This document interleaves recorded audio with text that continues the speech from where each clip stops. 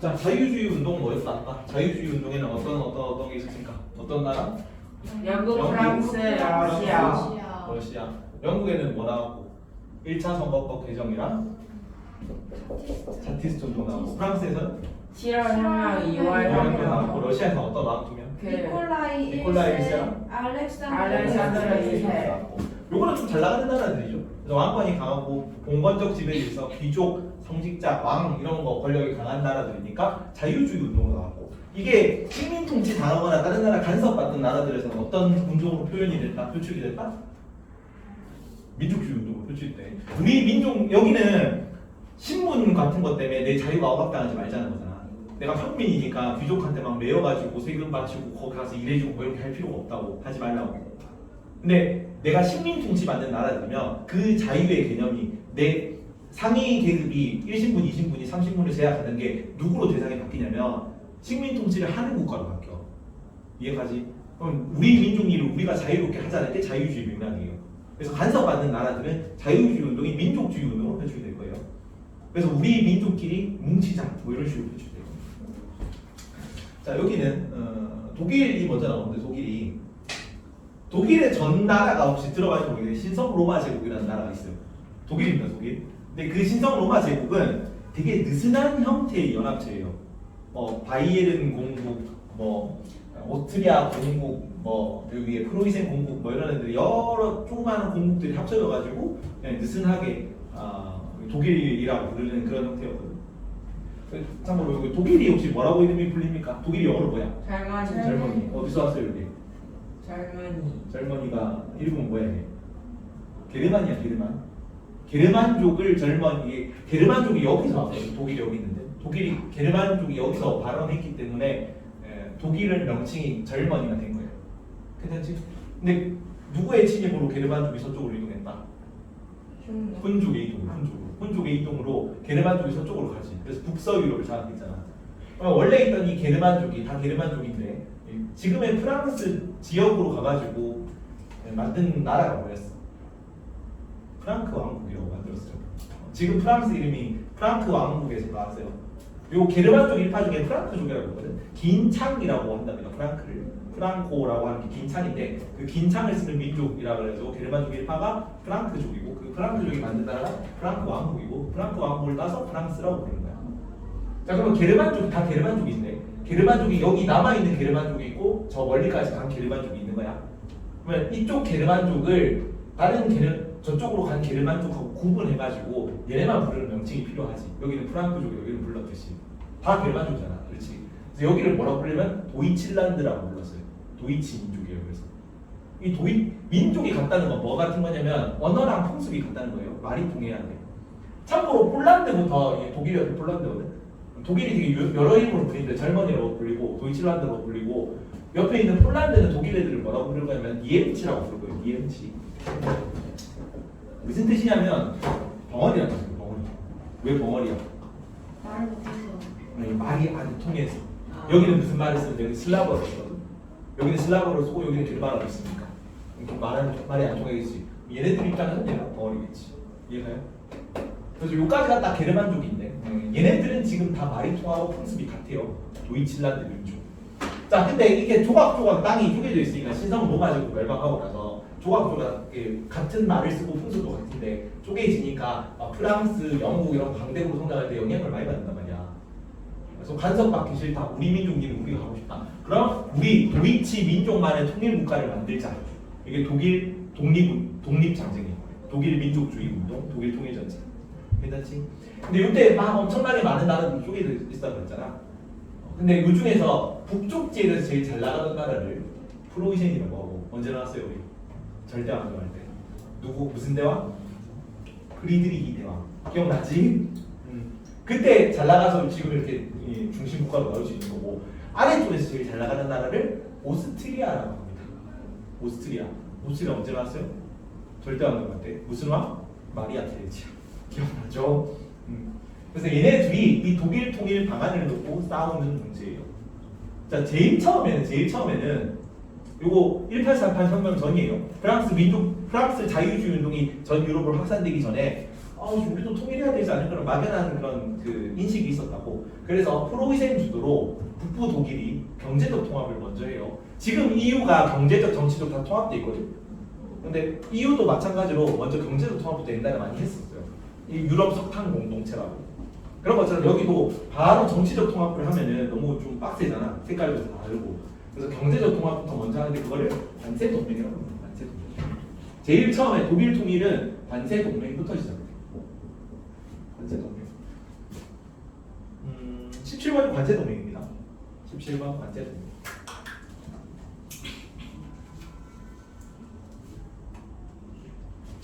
자, 근데 아까 오스트리아 그래서 경제적 통합은 프로이센 주도로 북쪽 독일은 경제 통합을 먼저 해요. 잘 돌아가고 있거든.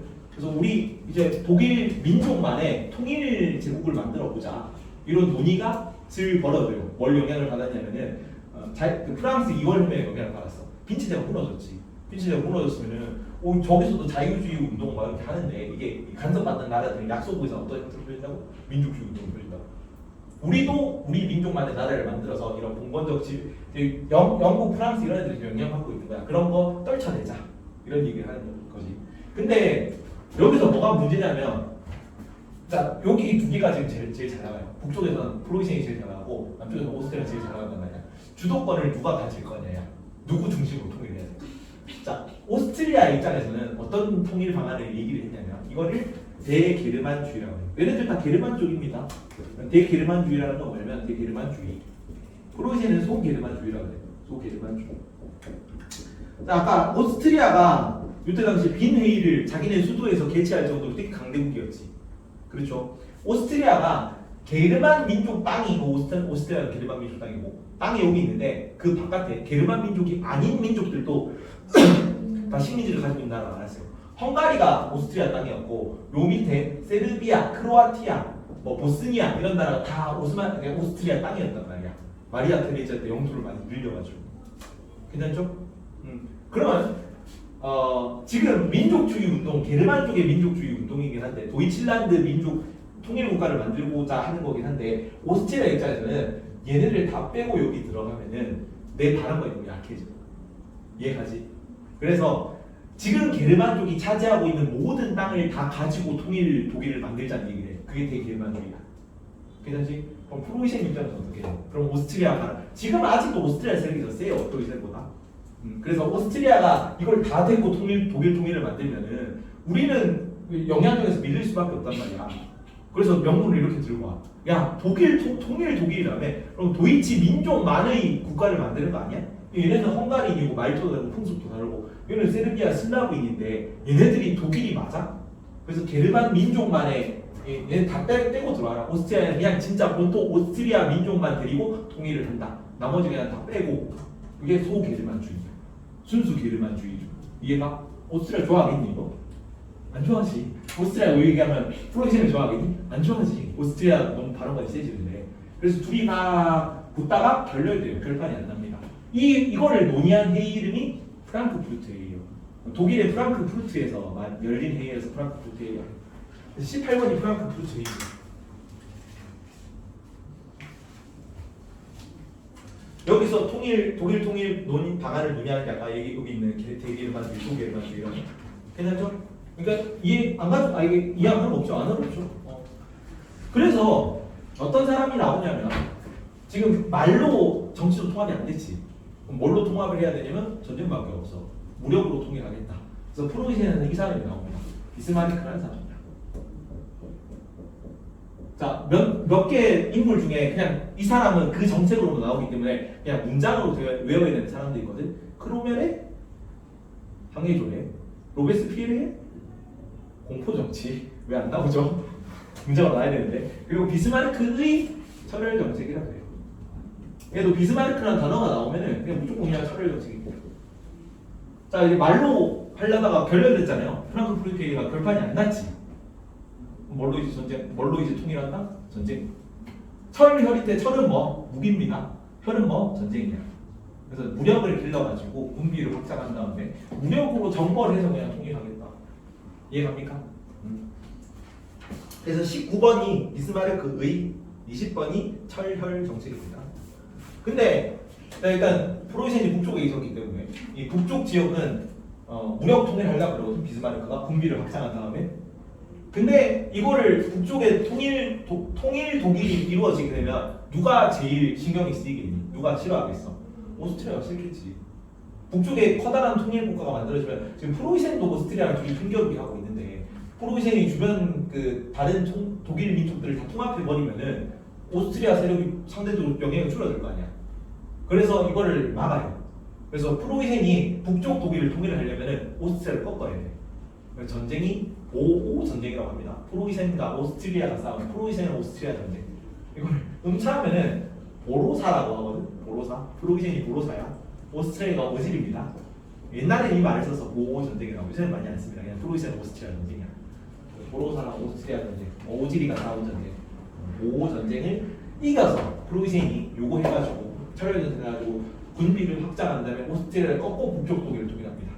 이해가지? 순서를 외워야 된다 이것도. 자 그러면은 이제 오스트리아를 제외한 남쪽 독일이 나왔어. 여기도 통일을 해야 통일 독일입니다. 이해가지? 오스트리아를 한번 쳐맞아가지고 한 대 쳐맞아서 이제 간섭을 못하고 지금 여기서 남부 독일까지 막 연합을 한 통합을 한 거대한 독일 통일 제국이 만들어지면 누가 옆에서 겁나겠니? 프랑스가 겁내요. 그런 거 아니야? 프랑스가 요즘 잘 나가는 국가이잖아. 근데 옆에서 오씨 북쪽 독일 프로이센이 강해지는 거 좀 무서운데 북쪽 독일까지 통일하고 남쪽 독일까지 통일한다고? 오스트리아는 한 방 맞아가지고 지금 아무 말도 못해. 그래서 프랑스랑 프로이센이 존재해. 그래서 남쪽 독일까지 통일을 하려면 프랑스까지 꺾어야 통일 독일이 만들어져요. 프랑스까지 꺾어요. 그래서 독일 통일이 이루어지는 게 1871년입니다. 그래서 남북 이것도 남북이지 남쪽 북쪽이잖아. 여러 번 했다. 미국도 남북 전쟁이었지. 남북으로 하나 된 기억나니? 그 남북 전쟁이 언제였어? 미국 남북 전쟁이. 남북으로 하나 된 유일한 미국이었지. 그렇지. 이탈리아도 똑같아요. 이탈리아는 저거 겹친다 그랬어. 남북으로 하나 된 유일한 이탈리아거든. 근데 여기는 철혈 정책이잖아. 그래서 남북으로 하나 되는 철 하나 정책인가? 철 하나 정책. 1871년이 독일 통일이다. 괜찮죠? 누구라고? 어떤 인물이라고? 비스마르크라고. 이거 외울 때도 지금은 그 유로화를 씁니다. 경제적으로도 유럽이 전부 통합돼가지고. 근데 옛날 독일 화폐다니까 마르크화를 썼거든. 근데 지금 전쟁해야 되잖아. 마르크화 가치가 어때? 비싸지, 그치? 누가 모르겠지. 아 비싸다 마르크화, 비싸다 마르크화. 이렇게 외웁니다. 괜찮지? 비스마르크의 철혈 정책으로 군비를 확장한 다음에 북쪽 독일을 통일하려면 누구랑 싸운다? 오스트리아랑 남쪽 독일까지 통일하려면 누구랑 싸운다? 프랑스랑. 그리고 이 철혈 전쟁 하기 전에 뭐 제일 처음에 뭐부터 해? 경제적 통합부터 합니다. 그게 무슨 동맹? 관세 동맹. 그리고 경제적 통합하고 정치적 통합하려고 말로 하지. 그게 무슨 회의? 프랑크푸르트 회의. 그 결렬 나고 나서 설명했습니다. 순서를 알아야 됩니다. 제일 처음에 뭐 경제적 통합, 관세 동맹. 그 다음에 말로 정치적으로 협상하자. 정치적으로 말로 통일하자. 프랑크푸르트 회의. 대게르만주의, 소게르만주의 나눠가지고 결정이 안 났지. 결렬. 그래서 무력으로 통일한다. 철혈 정책. 순서가 어때? 처음에 북쪽 독일부터 통일하려고 하는데 오스트리아가 강해. 이거 꺾고 북쪽 독일 통일. 괜찮지? 남쪽 독일까지 통일하려는데 누가 방해? 프랑스가 방해. 그래서 프랑스 꺾고 남쪽 독일까지 통일. 그 다음에 통일 독일 제국이 만들어지는 거야. 순서를 한번 본다. 자, 그래서 비스마르크의 철 정책에서 오스트리아 격파지. 그 다음에 북독일 연방입니다.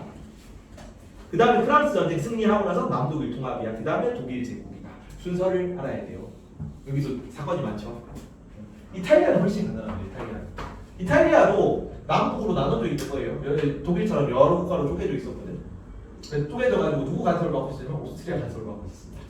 영향이 세다니까 오스트리아가. 이때는 잘 나가는 나라니까. 지금 헝가리랑 여기 뭐 밑에 있는 그 식민지 국가들이 1차 세계대전 거치면 다 독립했어요.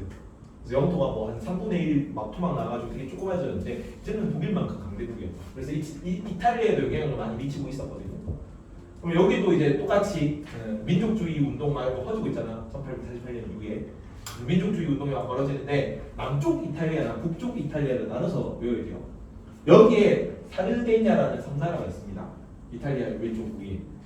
사르데냐에서 사르데냐 왕국의 재상이 이름이 카보우르라는 사람이에요. 카보우르. 이 카보우르가 북쪽 이탈리아를 통일하고 밑에는 가리발디라는 장군이 있어요. 가리발디가 남쪽 이탈리아를 통일해요. 그 다음에 이제 남쪽 이탈리아, 북부 이탈리아 땅 둘로 나눠 있어가지고 한 판 떠야 되거든. 근데 그 같은 민족이란 거야. 말 통하고 그냥 남아프리카 말 통하고 언어도 가고 풍습도 비슷하잖아. 그래서 이런 인식이 있는데 통일 전쟁 하는 중에 우리끼리 싸우면 너무 좀 그렇죠. 그래서 너무 많은 이탈리아인들이 죽을 것 같다. 그래서 가리발디가 북부 이탈리아 사르데냐 왕에게 자기가 점령한 남부 이탈리아 영토를 그대로 넘겨요. 그래서 지금도 가리발디가 그 이탈리아 통일 영웅으로 가장 위대한 장군으로 추앙받고 있습니다. 이탈리아에서. 그래서 이 가리발디가 사르데냐에 자기 남부 이탈리아를 넘기면서 이탈리아 통일이 이루어진다. 사람 이름만 외우면 되거든. 외울 때는 이탈리아가 장화 모양으로 생겼습니다. 이렇게. 카보우르는 카보우이 모자 생각하세요. 카보우이 모자. 카보우이 모자는 위에 있습니까? 밑에 있습니까? 위에 있잖아. 그래서 모자 쓰고 이런 걸 외우시죠. 모자 쓰고. 카보우이 모자. 카보우르라는 사람 재상이고 밑에는 다리랑 발로 외우세요. 다리발디입니다. 다리발디. 그래서 밑에는 이제 장화시나 남부 이탈리아니까 다리랑 발이입니다. 다리발디. 다리발디. 자, 이탈리아로 갑니다. 여러 나라로 분열되어 있고요. 누구가 간섭을 받았다? 오스트리아가 간섭을 받았다. 북부는 어떤 재상이는 뭐니? 북부 재상이는 카보우르라는 사람이야. 카우보이 모자 생각하랬지. 북쪽이다. 어느 나라 재상이냐면 사르데냐라는 왕국의 재상이에요. 사르데냐 여기 있는 섬나라. 사르데냐의 재상인 카보우르. 22번이 사르데냐 재상입니다. 사르데냐 재상이 카보우르가 북부를 통일하고 남부는 누가 남부를 통일했다? 가리발디. 다리발 이렇게 외우든지 가랭이발 이렇게 외우든지 외우기만 하면 되지. 외우기만. 뭐 더 좋은 거 있으면 알려주십시오. 이런 거 막 고민하는 거 되게 힘든데 더 좋은 거 있으면 채택하겠습니다. 그래서 가리발디가 남부를 통일하고 자 24번 가리발디가 점령지를 사르데냐 국왕에게 넘깁니다. 그래서 남북 이탈리아가 통일이 되는 거지. 괜찮습니까? 마지막 라틴 아메리카인데 자 라틴 아메리카도 전부 다 식민지지. 그래서 식민지이기 때문에 우리 민족의 일을 우리가 자유롭게 하고 싶다가 그냥 민족주의 운동도 나온 거예요. 똑같이. 자 근데 16세기 이후에 누구 식민지 받았다? 라틴 아메리카는? 스페인, 포르투갈 식민지 받았다. 어디 집에 받고 나머지는 누구 집에 받고 기억나니? 브라질만 포르투갈 집을 받았다 그랬어. 비읍 이거 기억납니까? 비읍 브라질만 포르투갈 집을 받고 나머지 전부 다 스페인 집을 받았다. 왜 라틴 아메리카지? 남쪽 아메리카가 왜 라틴 아메리카지? 얘네가 라틴족이니까. 스페인 포르투갈이 남부 유럽에서 라틴족이거든요. 라틴족이 지배를 받아서 라틴 아메리카야. 여기는 미국은 왜 앵글로 아메리카야? 영국 식민지 받았잖아. 영국이 무슨 족인데? 앵글족이잖아. 그래서 앵글족의 땅에서 앵글랜드지. 잉글랜드. 그래서 잉글족의 지배를 받은 아메리카라서 잉글로 아메리카고 여기는 라틴족의 지배를 받은 아메리카라서 라틴 아메리카. 안 어렵죠? 그래서 다 포르투갈, 스페인 지배를 받았는데 그 중에서 브라질이 여기거든요. 비읍. 브라질만 포르투갈 좀 발음이 비슷하지 않습니까? 그 된소리 뭐 거센소리 이런 거잖아. 그래서 브라질만 포르투갈 지배를 받고 나머지는 다 누구? 스페인 지배를 받았어. 애초에 그 콜럼버스가 여기 신대륙 처음 발견했잖아. 콜럼버스 보낸 나라가 어딘데? 스페인이 그래서 지분이 좀 더 크죠. 원래 처음에 브라질도 여기 지역만 이제 앞쪽이었는데 점점 영토가 늘어나가지고 이제 아마존강 밀림 이런 거라서 좀 그나마 살기 좋은 지역이 여기거든요. 그래서 영토가 늘어나면서 브라질이 남미에서 이제 강대국이 된 거. 그래서 24번 스페인, 25번 포르투갈 지배입니다. 스페인이 에스파냐인 건 알죠? 다행이다. 모르는 애들 있더라고. 자 어디 영향을 받았냐면 자, 미국 독립혁명, 프랑스 혁명, 계몽사상 이런 거 다 자유주의 운동이잖아. 그렇지.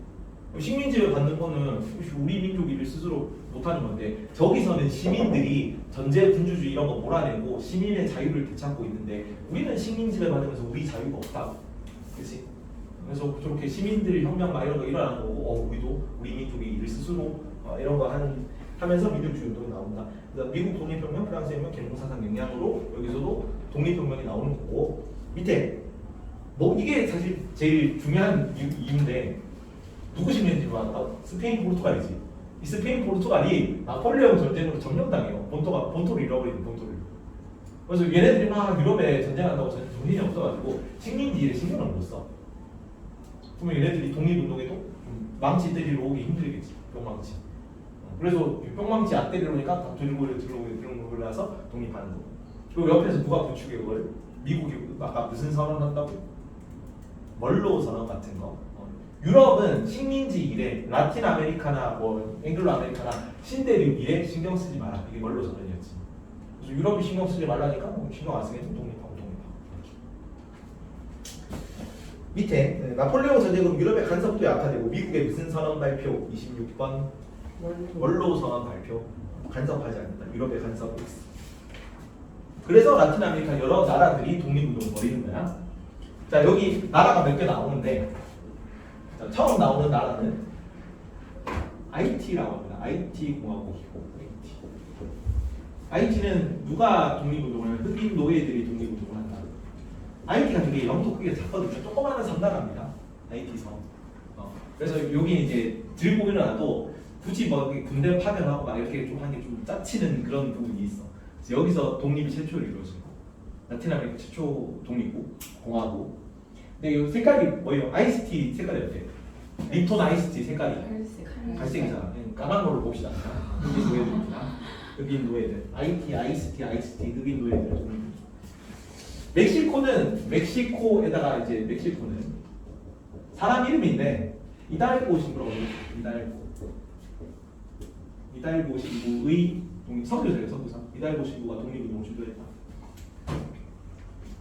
근데 여기도 이달고 신부긴 한데 외워야 되잖아. 외워야 되면 좀 이렇게 비슷한 걸 만들어줘야 돼서 이달코로 외웁니다.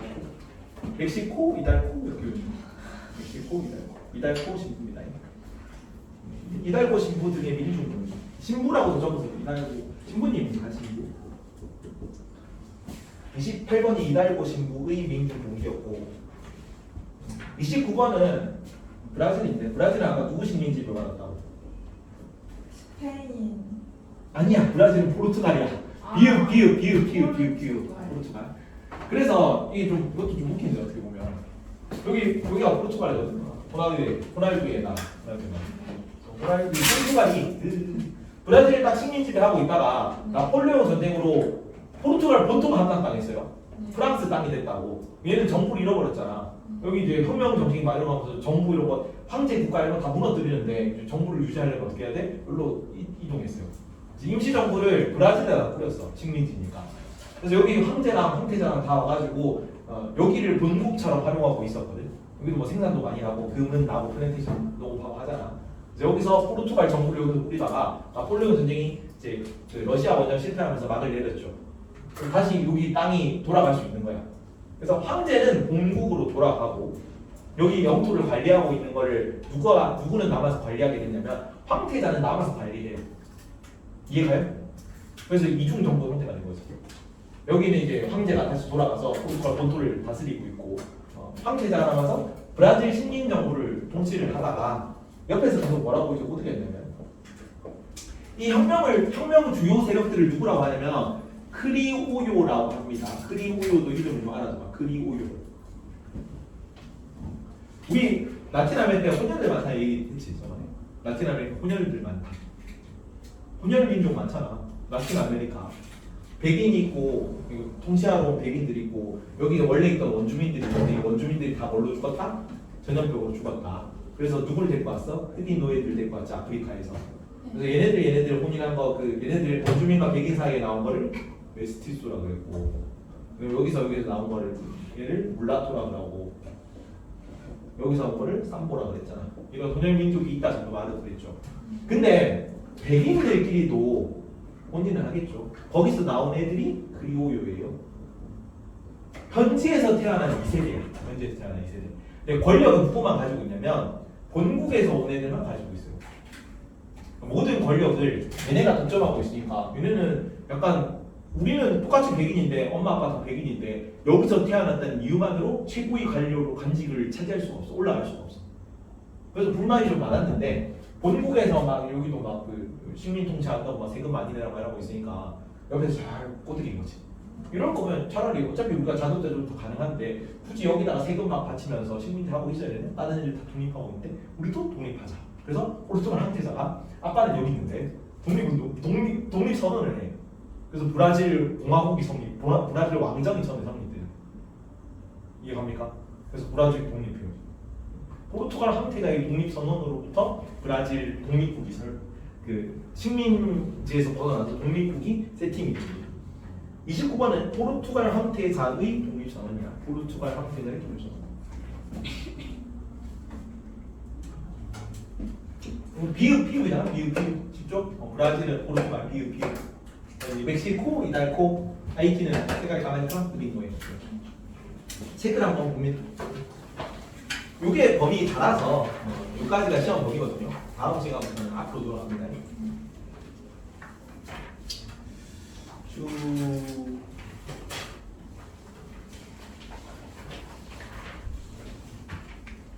몇 페이지지?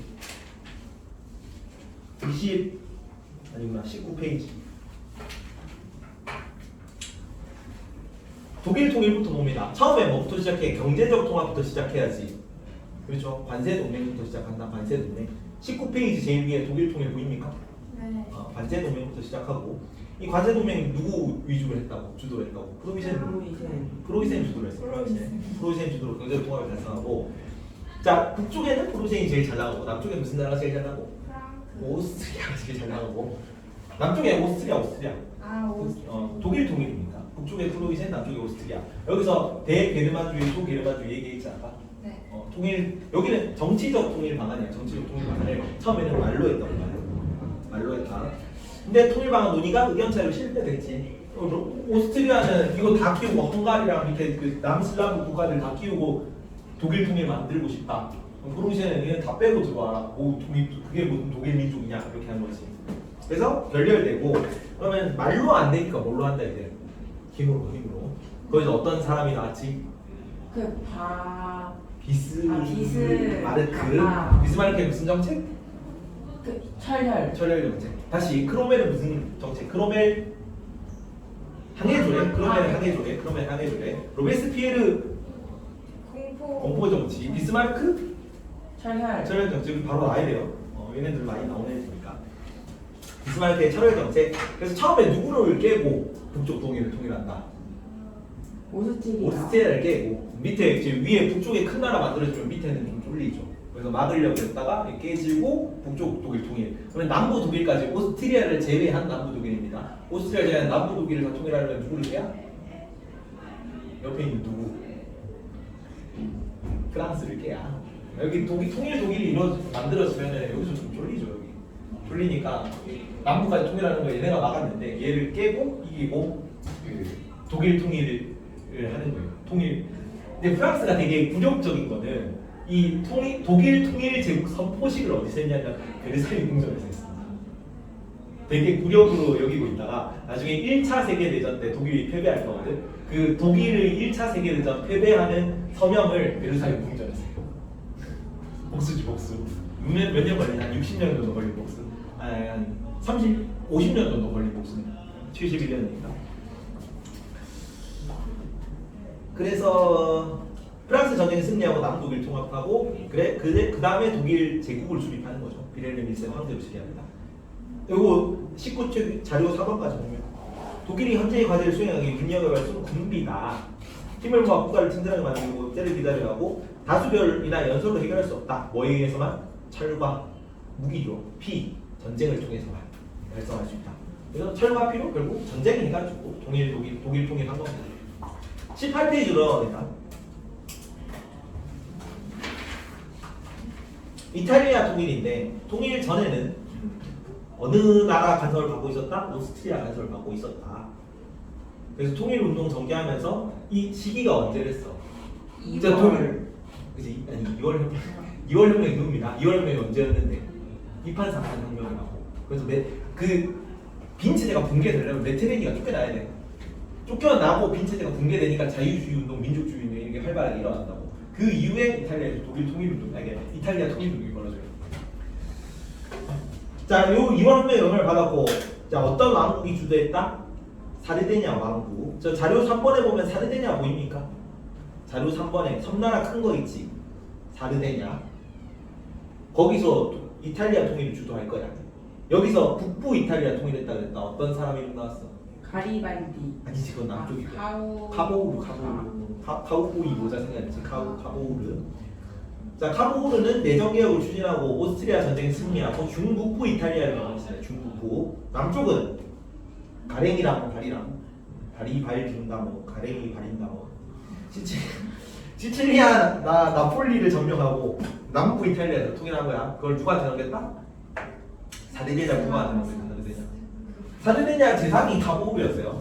사르데냐 국왕한테 넘긴 그냥 카보우르한테 준 겁니다. 그래서 이탈리아 왕국이 성립되고 베네치아 로마 구역령까지 나중에 병합하고 나서 이탈리아 통일이 완성됐다.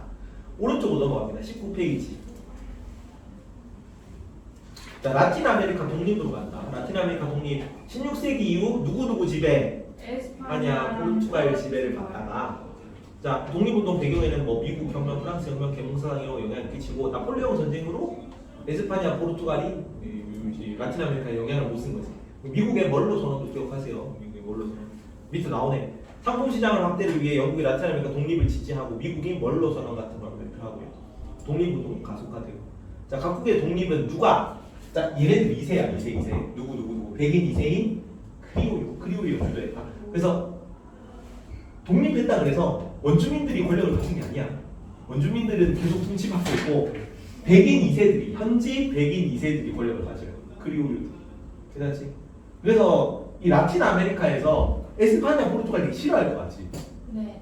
감정이 좀 미묘해. 그러니까 우리는 일본 식민지를 받았잖아. 되게 싫어하지 일본. 지금은 뭐 이렇게 좀 사이가 좋다 그래도 그래도 이제 한일전은 가위바위보도 지면 안 되죠. 네. 그런 느낌인데 여기서는 지금 살고 있는 애들이 스페인, 포르투갈 부예요. 거의 백인들이. 이해가? 그래서 백인 비율이 높은 아르헨티나가 그렇거든. 아르헨티나가 거의 백인들이 다 있고 아르헨티나 그러니까 백인 비율이 높은 나라일수록 포르투갈이랑 스페인을 그 자기 아버지 국가로 생각하는 비율이 높아. 그래서 감정이 나쁘지 않습니다.